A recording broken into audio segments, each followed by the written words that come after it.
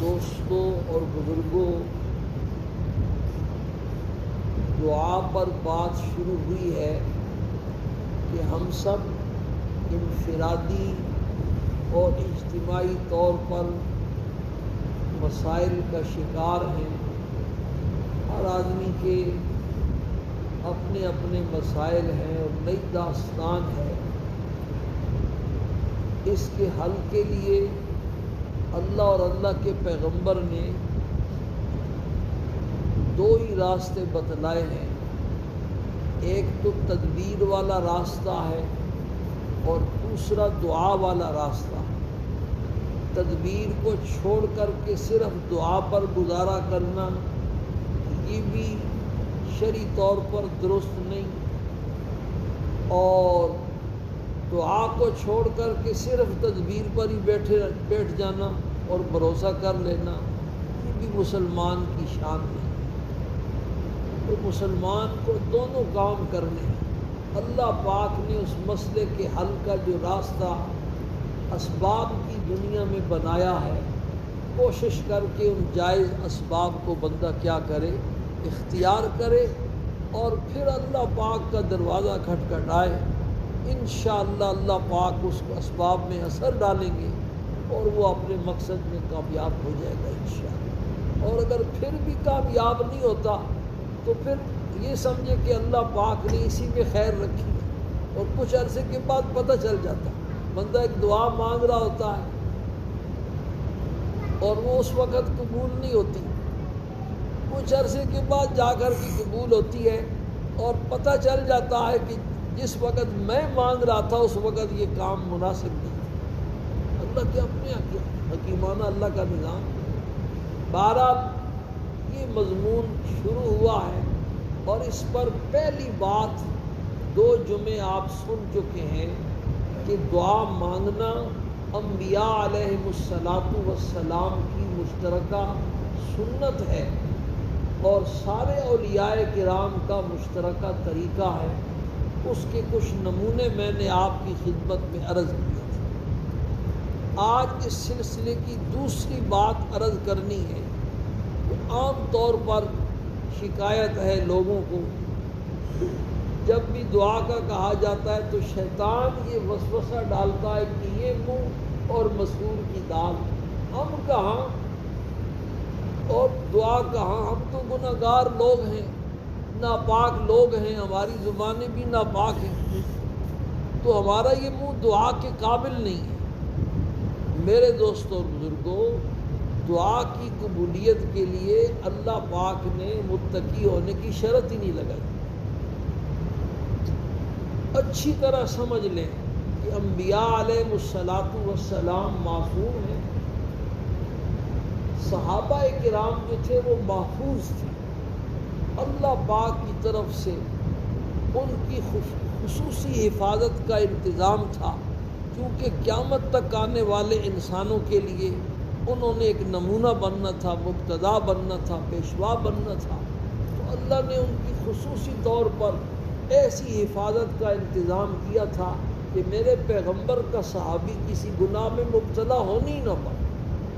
لیکن انسان ہونے کے ناطے کسی حکمت سے ان سے کچھ اکا دکا سالوں میں کسی ایک کا صحابی سے گناہ کروایا بھی گیا، تو پھر اللہ پاک نے ان کی نیکیوں کے صدقے میں، ان کی نیکیاں بھی پہاڑوں جیسی، اس گناہ کو معاف کر دیا، یا پھر انہیں توبہ کی توفیق دی، اور ایسی توبہ جو ان کی شایان شان تھی۔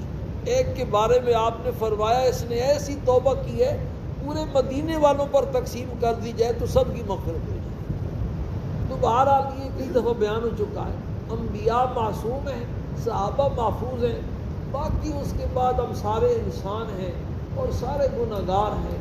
بالکل گناہوں سے بندہ پاک صاف ہو جائے، یہ اللہ کو پتہ تھا کہ یہ انسان کے بس کی بات نہیں۔ اس لیے اللہ پاک نے دعا قبول کرنے کے لیے متقی ہونے کی، تقوی کی، پرہیزگاری کی شرط لگائی نہیں کہ میں اپنے نیک بندوں کی دعائیں قبول کروں گا، تو گناہگار کہاں جائیں پھر، ساری اللہ کی مخلوق ہے۔ نیک ہونا تو بڑے دور کی بات ہے، اللہ پاک نے مسلمان ہونے کی شرط بھی نہیں لگائی۔ شیطان سارے کافروں کا سردار، اور ساری دنیا کو گناہ میں مبتلا کرنے والا کون ہے بھائی؟ شیطان ہے۔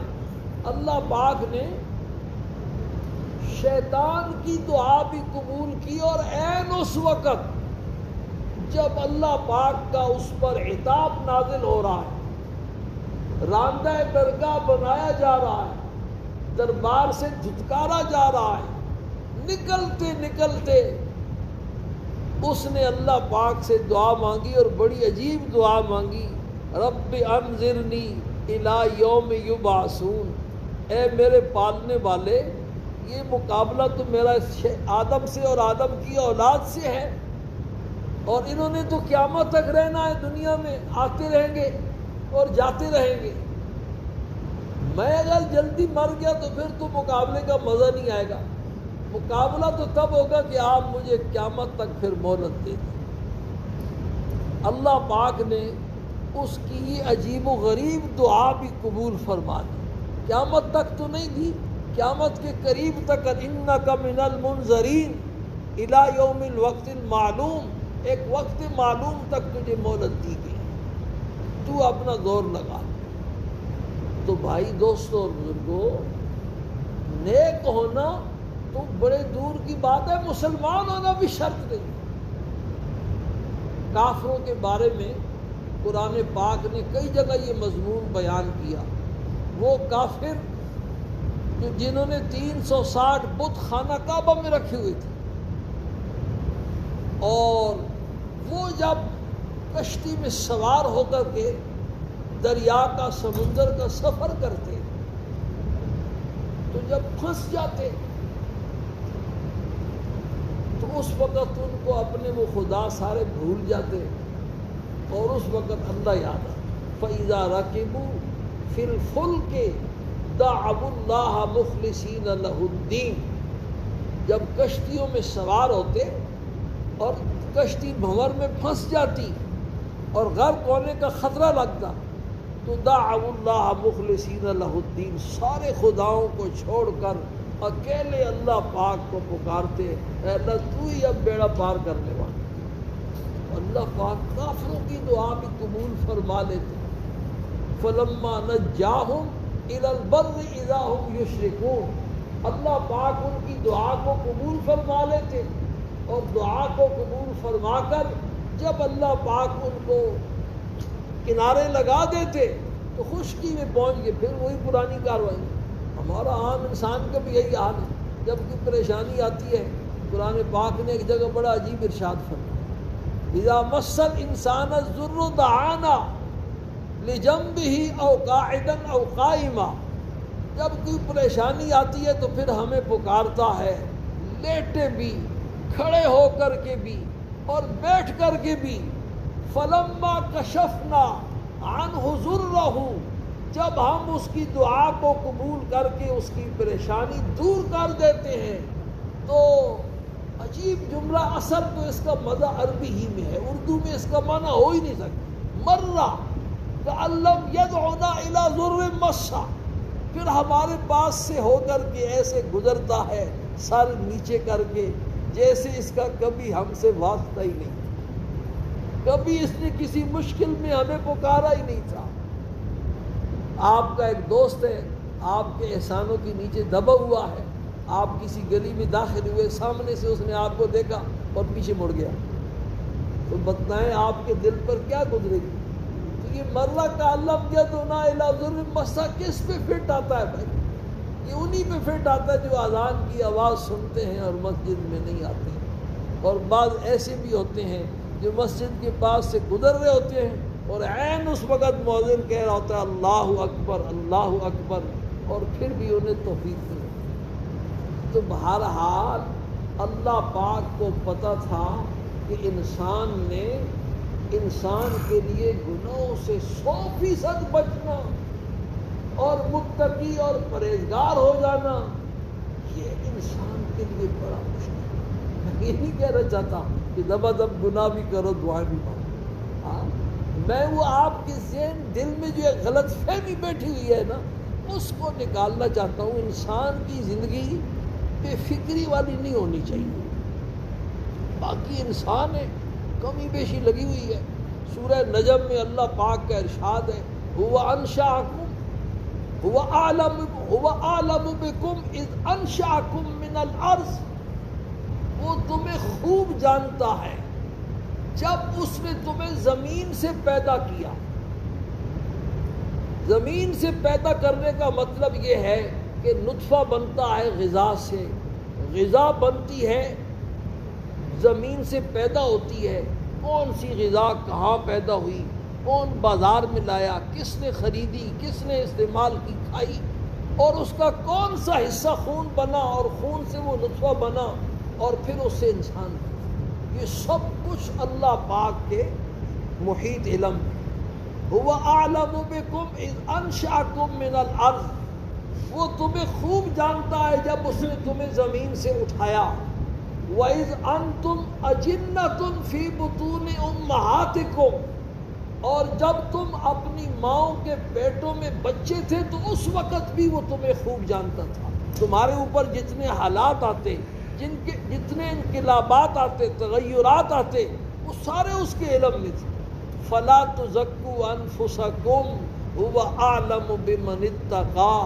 اپنے آپ کو زیادہ پاک مت سمجھا کرو کہ ہم سے گناہ نہیں ہوتا. وہ خوب جانتا ہے جو اس سے ڈرنے والا. کون اس سے ڈرنے والا؟ پہلے بھی آپ کو ایک واقعہ سنا تھا. ایک شرابی تھا، شراب پی رہا تھا. تو شراب پینے کے دوران جو ہے نا اس کی سوراخی کو ٹھوکر لگی اور ٹوٹ گئی، ساری شراب بہہ گئی. لکھا ہے کتابوں میں کہ شرابیوں کا دل بڑا نازک ہوتا ہے. اس کے دل کو ٹھیس لگی تو اس کے منہ سے اللہ جل شانہ کی شان میں کوئی گستاخی کا جملہ نکل گیا. جیسی اس کے منہ سے وہ جملہ گستاخی والا نکلا، فوراً اس کا منہ ٹیڑھا ہو گیا. اللہ پاک کا ویسے عام معاملہ بندوں کے ساتھ بڑے حلم والا ہے. بندہ گناہ کرتا رہتا ہے، اللہ پاک دیکھتے رہتے ہیں اور ڈھیل دیتے رہتے ہیں. ایک حدیث شریف کی دعا ہے الحمدللہ علی حلمہ بعد علمہ وعلی عفوہ بعد قدرتہ. تمام تعریفیں اس اللہ پاک کے لیے ہیں جو سب کچھ جاننے کے باوجود بھی بڑے حوصلے والا، وعلی عفوہ بعد قدرتہ، اور سب کچھ کر سکنے کے باوجود پھر بھی معاف کرتا ہی رہتا. تو عام طور پر بندوں کے ساتھ اللہ پاک کا معاملہ حلم والا، عفو و کرم والا اور نرمی والا ہے. لیکن کبھی کبھی عبرت کے لیے اللہ پاک پکڑ بھی لیتے ہیں. تو جیسی اس کے منہ سے وہ گستاخی کا جملہ نکلا تو فوراً اس کا منہ ٹیڑھا ہو گیا. مسلمان تھا، سمجھ گیا کہ یہ اسی کی سزا ہے. تو اس نے ایک ربائی کہی اور بڑی بے نظیر ربائی ہے، عجیب. اس نے وہ قطعہ کہا. وہ کہتا ہے اللہ پاک کو مخاطب کر کے، نہ کردہ گناہ در جہاں کیست بگو، و آکس کے گناہ نہ کر چوزیست بگو. اے اللہ اس دنیا میں مجھے آپ بتائیں تو صحیح نا، کون سا آپ کا بندہ ایسا ہے جس نے کبھی گناہ نہیں کیا، اور جس نے کبھی گناہ نہیں کیا وہ دنیا میں زندہ کیسے رہا؟ مجھے آپ بتائیں، کوئی ایک مثال دکھائیں، کوئی ایسا انسان دکھائیں جس نے دنیا میں کبھی گناہ نہ کیا اور دنیا میں زندگی گزار کر کے گیا. اور اگلا مصرع تو اس سے بھی عجیب ہے. کہتا ہے من بد کنم و تو بد مکافات دی. اے اللہ میں نے تو غلطی ہی کی تھی، اپنے منہ سے وہ غلط بات نکال کر کے غلط کام کیا تھا، اور آپ نے بھی فوراً پکڑ کے مجھے برا ہی بدلہ دے دیا. بس فرق میان من و تو چیست بگو. بس میرے اندر اور آپ پہ کیا فرق رہ گیا؟ میں تو عاجز بندہ اور آپ اللہ پاک ساری کائنات کے بادشاہ. کہتے ہیں بس یہ جملہ جب اس نے کہا تو اللہ پاک کو ترس آ گیا. اللہ پاک نے فوراً اس کا چہرہ درست کر دیا۔ تو بھائی عرض کرنے کا مطلب یہ ہے کہ سارے ہم گناہ گار ہیں، گناہوں سے بالکل پاک صاف ہو جائے، ایسا ممکن نہیں ہے اس دنیا۔ اور بندہ سوچتا ہے ابھی جوانی ہے، بڑھاپے میں گناہوں سے بچ جاؤں گا، بوڑھے بیٹھے ہوئے ہیں، بڑھاپے میں کیا کیا، جوانی کے گناہ اور ہوتے ہیں، بڑھاپے کے گناہ اور ہوتے ہیں، بچپن کے گناہ اور ہوتے ہیں۔ یہ خطرہ تو موت تک رہے گا بھائی۔ بندہ گناہوں سے کسی وقت تک پاک نہیں ہو سکتا ہے۔ ہاں بے فکری والی زندگی نہ ہو کہ بس دھڑا دھڑ گناہ کر رہا ہے، نہ حلال کی پرواہ ہے، نہ حرام کی پرواہ ہے، نہ جائز ناجائز کی پرواہ ہے، نہ نیکی اور گناہ کی تمیز ہے، بس ایک جانوروں والی زندگی گزر رہی ہے۔ اولئک کالانعام بل ہم اضل، یہ مسلمان کی شان ہے۔ بے فکری والی زندگی نہ ہو، گناہ ہو جائے فوراً اللہ پاک سے توبہ کر کے اپنے گناہ معاف کرا دے، اللہ سے معافی مانگ لے، بھی توبہ کا دروازہ کھلا ہوا ہے۔ پھر گناہ ہو جائے پھر معافی مانگ لے۔ سچی توبہ بندہ جب تک کرتا رہتا ہے اللہ اس کو معاف کرتی رہتے ہیں۔ اور سچی توبہ کے لیے کوئی شرط نہیں ہے، ایک ہی شرط ہے کہ جس وقت توبہ کر رہا ہے اس وقت یہ دل میں پکا ارادہ ہو کہ اے اللہ میں اس گناہ کے پھر قریب نہیں جاؤں۔ تھوڑی دیر کے بعد انسان کمزور ہے، پھر توبہ ٹوٹ گئی، پھر گناہ ہو گیا، تو بھائی گناہ ہو گیا تو پھر توبہ کر لو، پھر توبہ ٹوٹ گئی پھر گناہ ہو گیا۔ حدیث شریف میں آتا ہے ما اصر من استغفر وَإِنْ عَادَ فِي الْيَوْمِ 70 مرة، جو آدمی توبہ کرتا رہتا ہے وہ گناہوں کے اوپر اصرار کرنے والا شمار نہیں ہوتا، اگرچہ ایک دن میں 70 مرتبہ ایسا کیوں نہ ہو۔ اور محدثین نے لکھا ہے کہ 70 کے الفاظ بھی کثرت کو بیان کرنے کے لیے 70 سے بھی زیادہ ہو جائے۔ حضرت مجذوب رحمہ اللہ کا شعر کئی دفعہ آپ کو سنایا، جب بھی یہ مضمون آتا ہے تو وہ شعر میں سناتا ہوں۔ جب دل ہی لگا بیٹھے ہر ناز اٹھانا ہے، جب دل ہی لگا بیٹھے ہر ناز اٹھانا ہے، 100 بار اگر روٹھے 100 بار منانا۔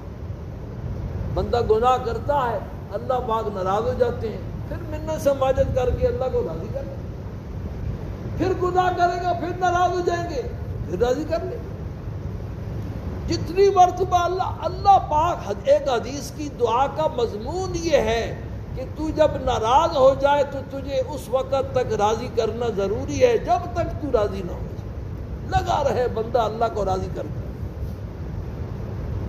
تو بے فکری والی جو زندگی ہے، دھڑا دھڑ گناہوں پر گناہ ہو رہے ہیں، یہ مسلمان کی شایان شان ہے۔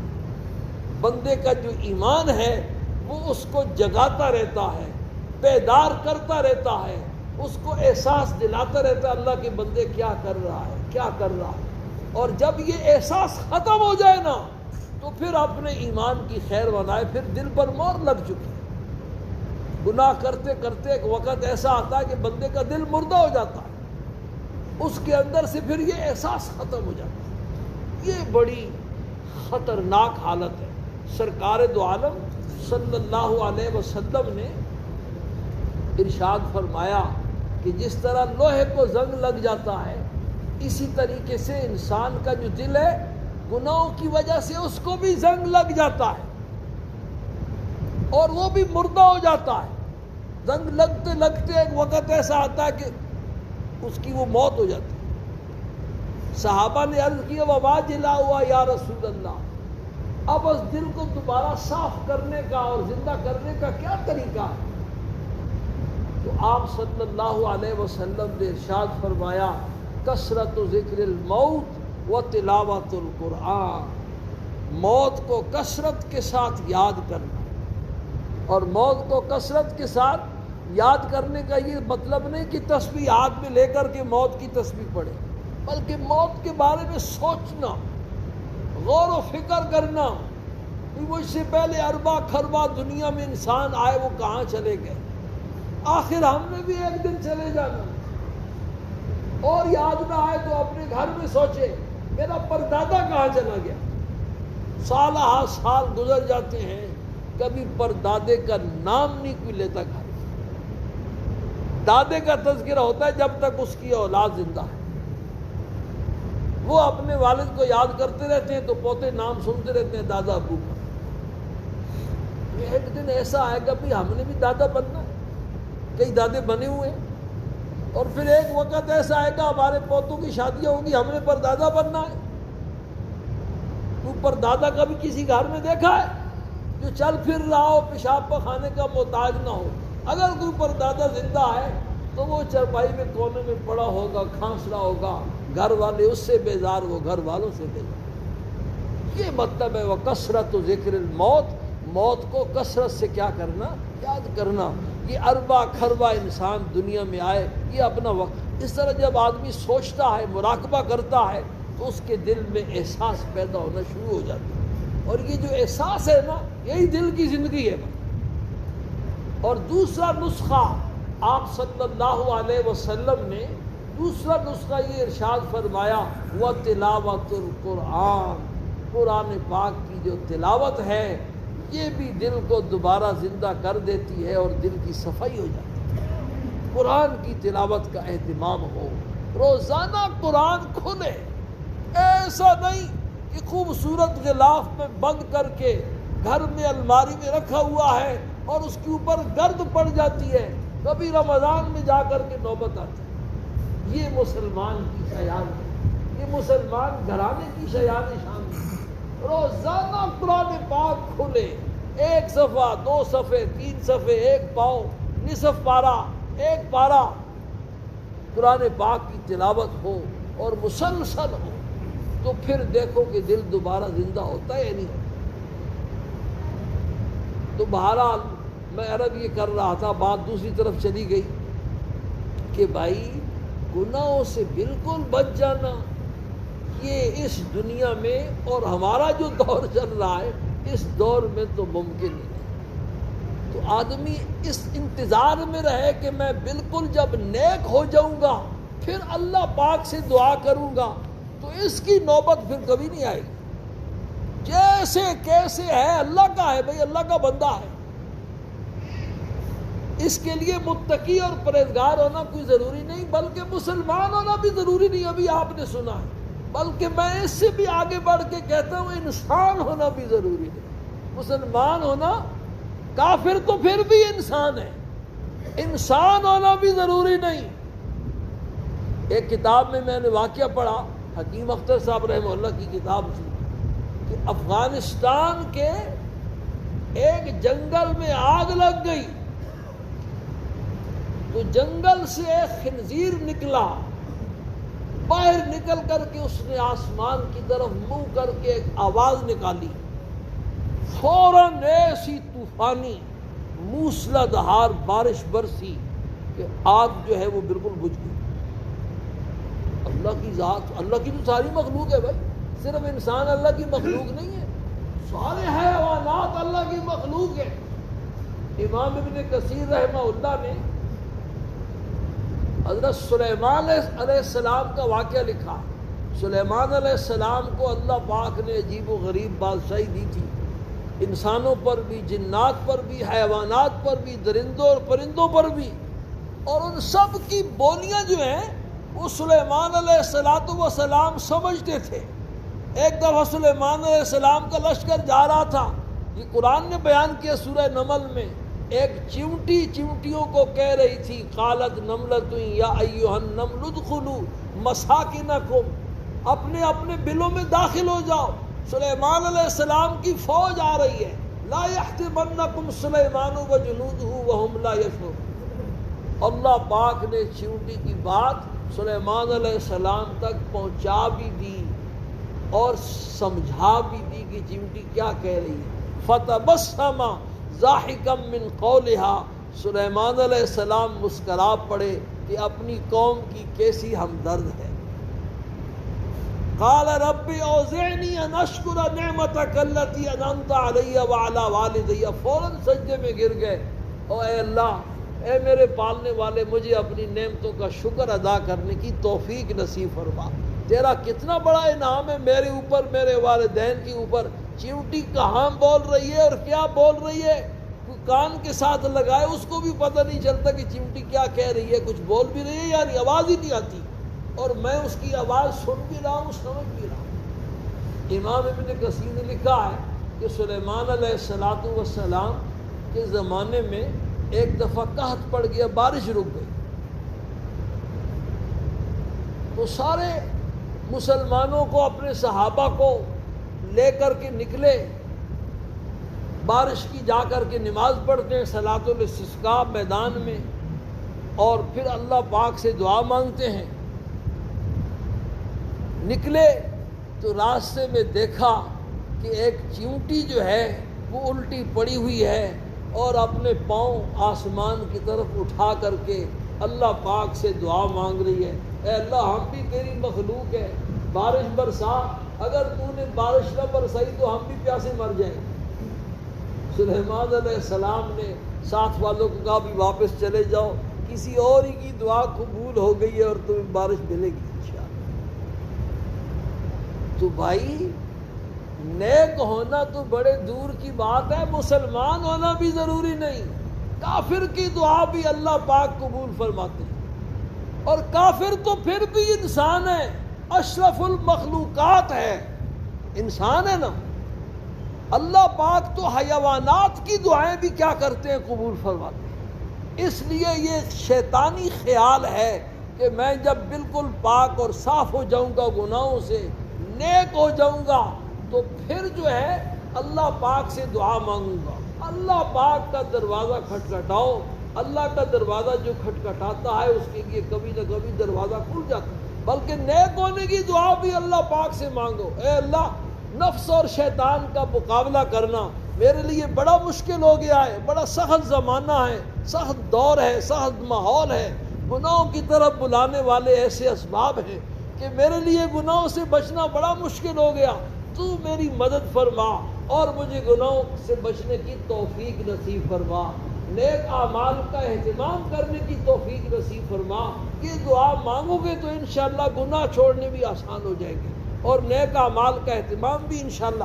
تدبیر بھی کرو، تدبیر پچھلے جمعے میں نے عرض کی تھی کہ یہ جو نیک کی دینی مجالس ہیں، تبلیغی جماعت کے ساتھ وابستگی ہے، تبلیغی مراکز میں آنا جانا ہے، اللہ والوں کی صحبت ہے، قرآن و حدیث کی دین کی باتیں سننا ہے، اللہ اور اللہ کے پیغمبر، یہ اس ماحول کی سائیکل کی بریکیں ہیں بھائی۔ ایک سائیکل جا رہی ہے اونچائی سے اترائی کی طرف، اور بریکیں اس کی ہیں نہیں، بریکیں فیل ہیں، تو سیدھی گمراہی اس کھائی میں جا کے گرے۔